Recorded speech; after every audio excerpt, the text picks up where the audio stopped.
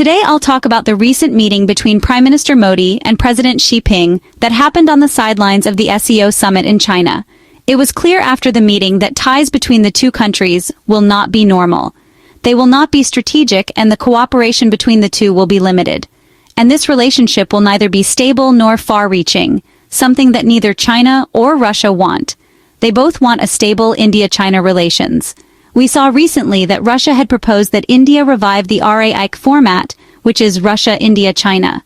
The whole idea was that if there was a triangular interaction perhaps on the sidelines of the SEO summit, then the possibility of normalization of relations between India and China with President Putin being there in the meeting may have been greater, but that didn't work out. India did not accept that. So there are two questions here. Why India does not want normal ties with China, and what happens if there are normal ties with China? The second question I'll address later. Let me address the first question now.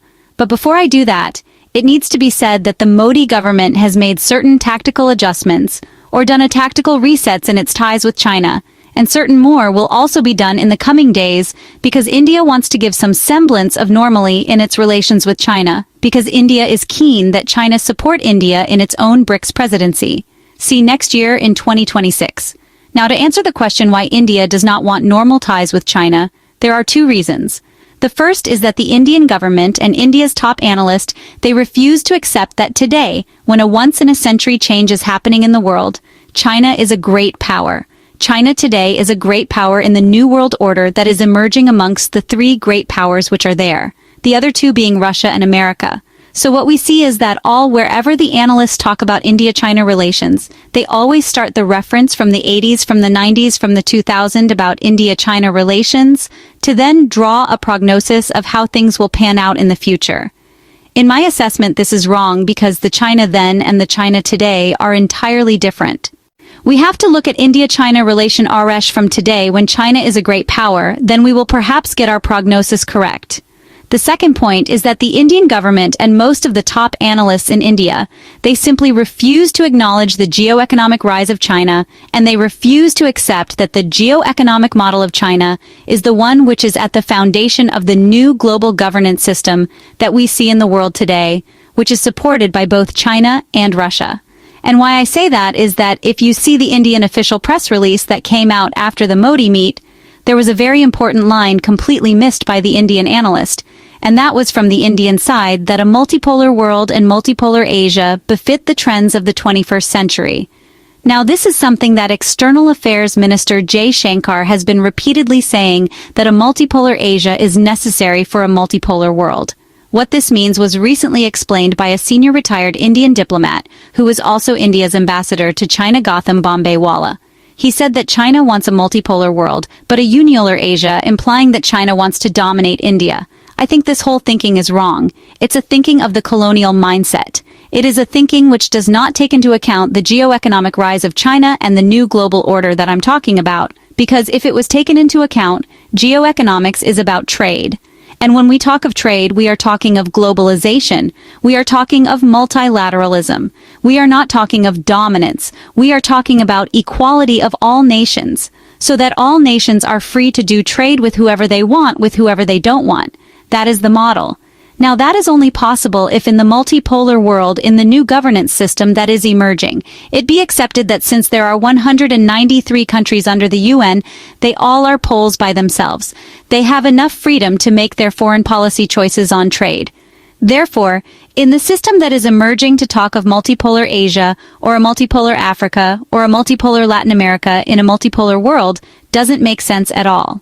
So I think this is something that needs to be corrected in our thinking, and it also needs to be understood that when we are talking of the new world order, that means we are talking about being between two orders. There is one order which was there in the unipolar world, which was a US-led order, and the US-led order had two components. It was a US-led international national security architecture run entirely by the US on balance of power politics, where security was seen as a zero-sum game, and it was predicated on America's military power, and the second was the US-led economic order, which was based on its American dollar and the dollar payment system.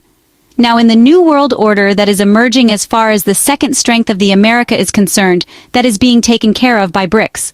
I will not touch upon that here, but suffices to say that both the SEO and the BRICS, which are the new forum in the emerging world order, they have the same ethos and the same culture, and the SEO looks at the new international security architecture, and its thinking is entirely different from the one led by the Americans, and this thinking of the new order was given out by Xi Jinping in 2023 when he initiated the Global Security Initiative.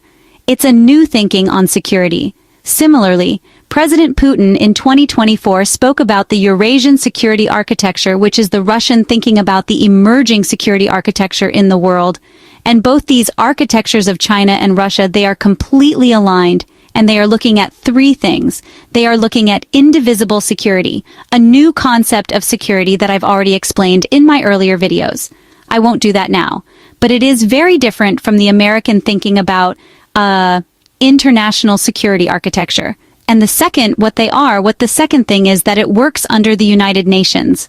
Unlike the American system, which is America thought, America directed, here it is about United Nations, which is why at all the summits of the BRICS and the SEO, we find that the Secretary General of the UN is there.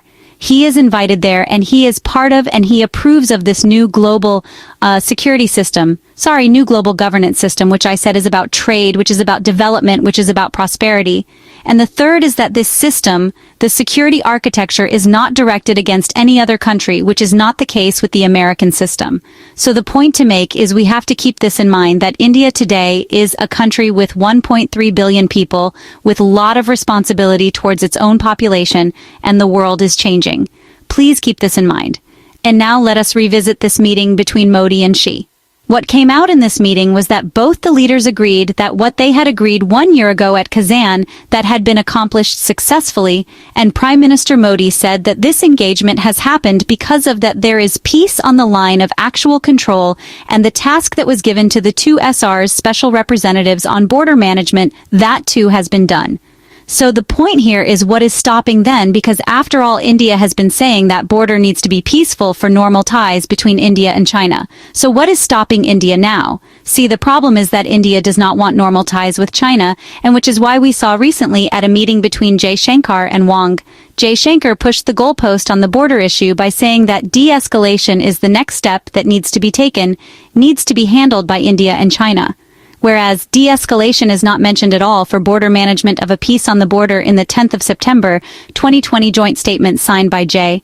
Shankar and Wangi in Moscow in the presence of Sergei Lavrov. So that is pushing the goalpost. Why? Because there are two reasons India does not want normal ties with China. One is normal ties would mean that India cooperate with China. Cooperate with China in South Asia, where already, except for India in Bhutan, all the other countries are on board the Belt and Road Initiative. Now, India sees itself as the descendant of the British Raj, that it carries the legacy of the British Raj, the colonial mindset, the zero-sum game where South Asia is India's fifth. It's his backyard now. It cannot have cooperation with the outside country, with outside power, that to a big part China, because then its own position gets undermined. So if it does not have normal ties, what that means is it can show to its own people that it is actually in a regional competition with China. The reality is that the national power of the two countries is so much apart that there is no real competition between the two. And the other reason is that if there is peace or normal ties between India and China, then obviously China will be talking about India having peace with Pakistan, which the Modi government does not want to do. So this is the Indian perspective. As far as Xi was concerned, at this meeting, he spoke about something entirely different. He spoke about the elephant and the dragon coming together. He spoke about the need for the two countries to see the things from a strategic height, because what he and the Russians are interested in is to stabilize the new global order. And as I said, India, with a population of 1.4 billion people, its support becomes critical. India is a global South nation. If it stands with the RAIC, then the world will stabilize faster.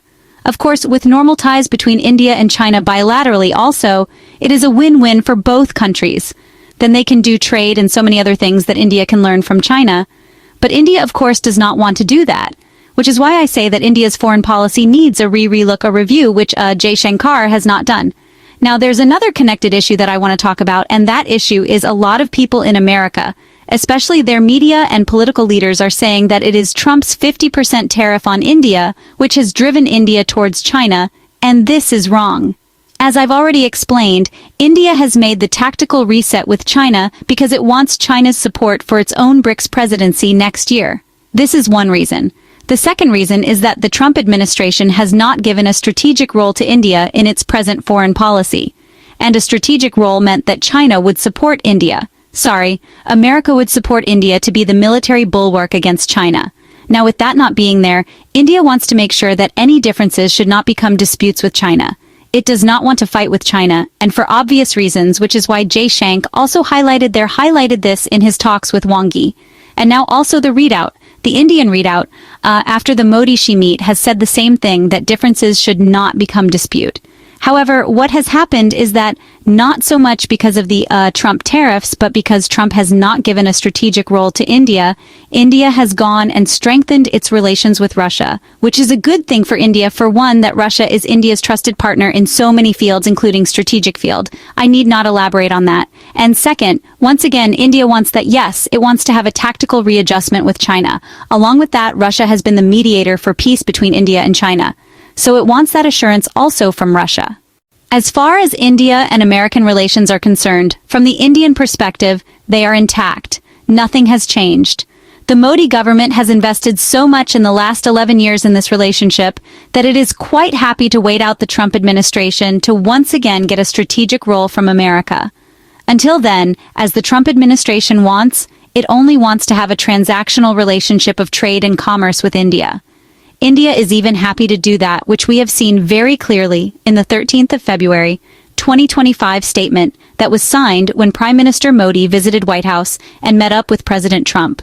So my point that I want to make is I want to draw the attention to the known economist of America, Jeffrey Sachs, who sometimes back was in India, and he said this to the Indian audience, that don't get played by America. And this is something that I have been saying at least for the last 5-6 years.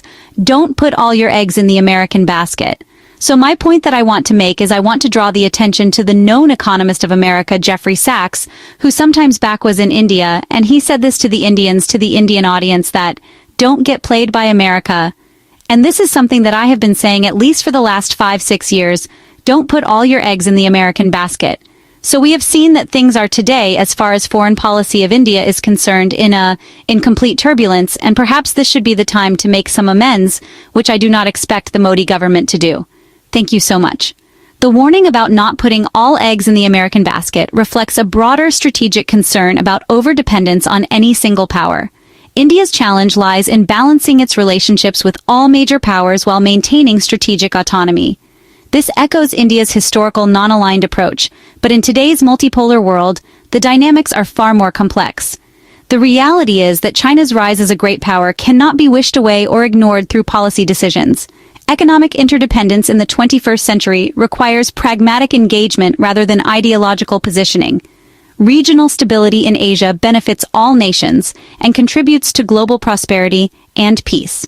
The current approach may lead to missed opportunities for cooperation that could benefit India's development goals. As global governance structures evolve, India's position in this new order will depend on its ability to adapt to changing realities. True strategic autonomy requires engaging with all major powers based on national interests rather than external pressures. A pragmatic approach would involve recognizing the new global realities while protecting India's core interests. Engaging constructively in multilateral forums like BRICS and SCO while maintaining other partnerships represents balanced diplomacy. The potential for economic cooperation with China, if managed properly, could significantly benefit India's development trajectory. The current foreign policy approach appears to be driven more by historical grievances than by future opportunities. Without acknowledging the changed global dynamics, India risks being left behind in the emerging world order. With 1.4 billion people depending on wise policy choices, the stakes could not be higher. Perhaps future developments will encourage a more pragmatic and forward-looking approach.